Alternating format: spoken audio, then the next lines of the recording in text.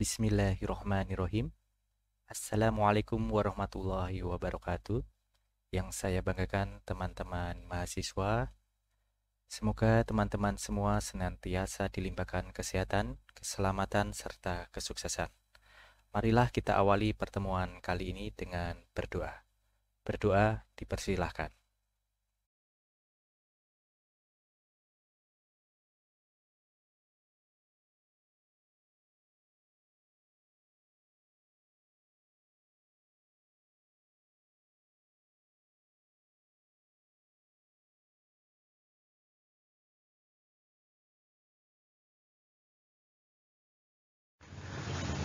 Baik teman-teman mahasiswa yang saya banggakan, pada kesempatan kali ini kita akan membahas mengenai konservasi tanah dan air. Apabila teman-teman melihat gambar ini dan gambar sebelahnya, apa yang ada di benak teman-teman semuanya? Nah, coba direnungkan ya dengan gambar ini. Nah, selanjutnya saya akan menjelaskan mengenai grafik di bawahnya. Nah, grafik yang pertama, yang ini dulu. Oke. Nah, ini di sini ada garis warna merah. Garis warna merah ini.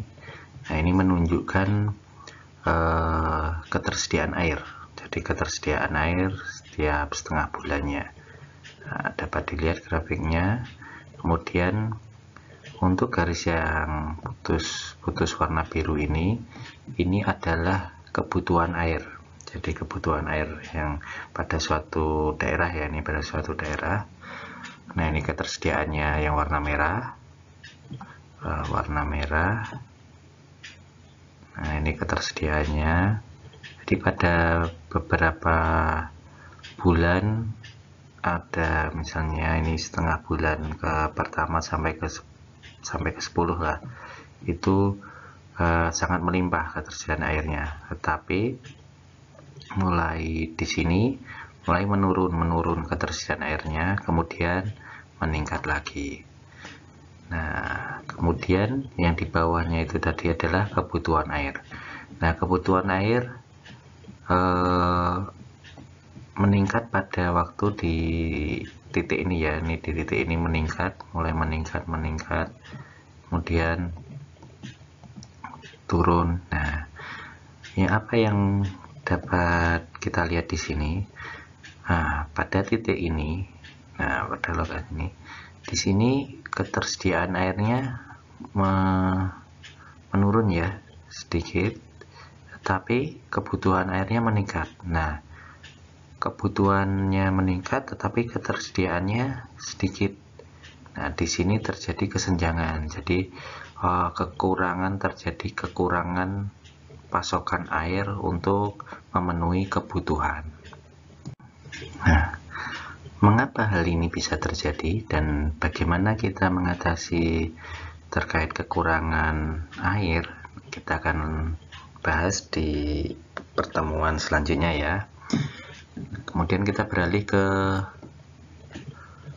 grafik sebelahnya. Grafik terkait pencemaran pada suatu sungai. Nah, ini di Sungai Winongo di daerah istimewa Yogyakarta. Nah, yang hitam ini, garis hitam ini adalah hasil pengukuran mutu Sungai Winongo. Sedangkan yang warna biru itu adalah baku mutu, batas baku mutunya. Jadi apabila skornya sampel-sampel pengukuran air itu di atas baku mutu, misalnya di atas sini, itu bagus baku mutunya. Tapi bila di bawahnya, apabila skornya itu di bawah dari baku mutu ini, berarti tercemar. Nah, misalnya masih di antara yang hijau ini berarti masih tercemar ringan. Kemudian apabila yang kuning, hasil skor dari pengukuran mutu sungai itu terletak di warna kuning, masih tercemar sedang, sedangkan apabila di warna merah itu tercemar berat. Nah, bagaimana dengan ini di Sungai Winongo ini? Wah, kondisinya seperti ini, ternyata jauh di bawah warna merah. Nah, itu salah satu kondisi dari sungai di daerah istimewa Yogyakarta pada waktu tertentu ya. Nah, mungkin saat ini sudah meningkat. Jadi dulu waktu pengukuran ini kondisi Sungai Winongo di Yogyakarta ini sangat tercemar. Nah, bagaimana kondisi dengan sungai-sungai di tempat teman-teman semua? Nah, mungkin bisa teman-teman mencari kondisi, mungkin laporan atau penelitian mengenai kondisi sungai di lokasi atau di tempat teman-teman semuanya.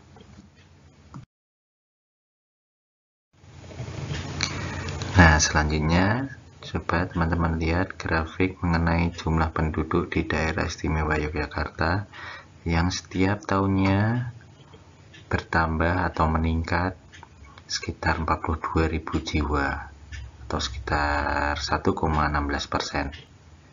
Dengan meningkatnya jumlah penduduk ini, maka akan meningkatkan juga kebutuhan air. Jadi kebutuhan air juga akan meningkat. Begitu pula dengan kebutuhan tanah dan lahan. Semakin meningkat jumlah penduduk di suatu wilayah, maka kebutuhan air, tanah maupun lahan juga akan meningkat.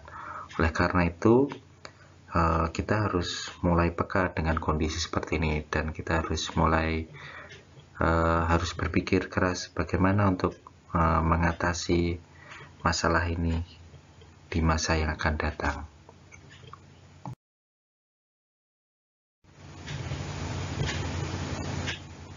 Nah, ini ilustrasi saja bagaimana air kita gunakan untuk kehidupan sehari-hari.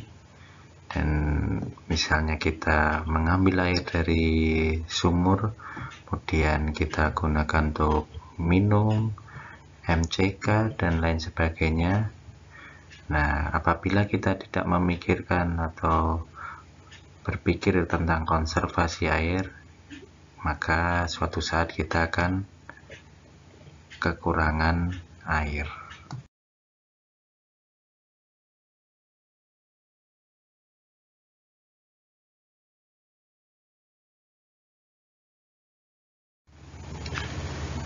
Baiklah teman-teman mahasiswa yang saya banggakan, teman-teman sudah paham ya mengenai pengertian konservasi tanah dan air.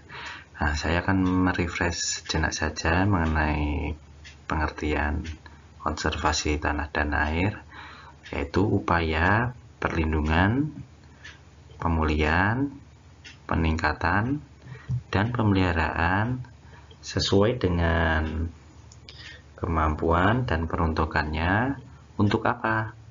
Untuk pembangunan yang berkelanjutan dan kehidupan yang lestari.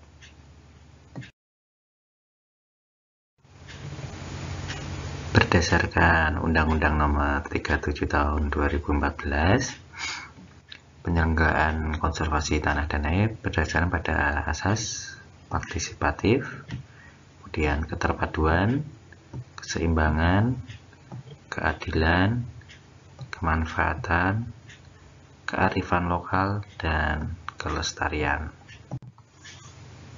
Jadi, upaya-upaya untuk perlindungan, kemudian pemulihan, peningkatan, dan pemeliharaan tanah dan air harus berdasarkan asas-asas ini ya.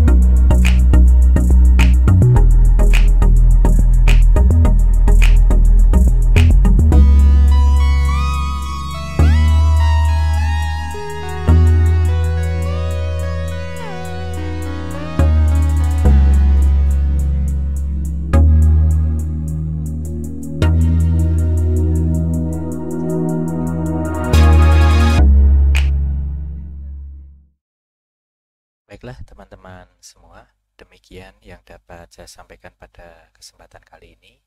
Terima kasih atas perhatiannya dan mohon maaf atas segala salah dan hilaf saya. Sampai berjumpa kembali. Tetap semangat ya. Wassalamualaikum warahmatullahi wabarakatuh.